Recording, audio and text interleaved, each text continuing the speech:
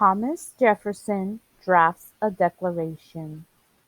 The Second Continental Congress appointed a committee to write a declaration, or formal statement, of independence. The task of drafting the Declaration of Independence went to the committee's youngest member, 33-year-old Thomas Jefferson of Virginia.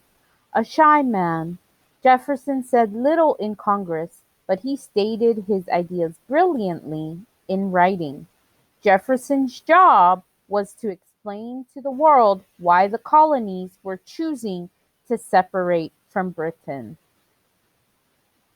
Principles on which to base a new government. Jefferson's explanation was simple but revolutionary. Loyalists had argued that colonists had a duty to obey the king, whose authority came from God. Jefferson reasoned quite differently.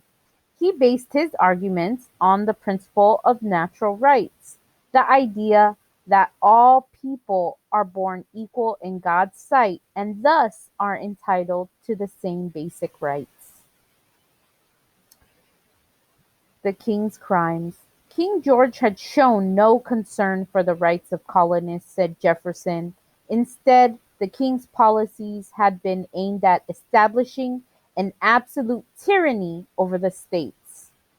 So the states being referenced here are the colonies, and absolute tyranny is a cruel and oppressive government.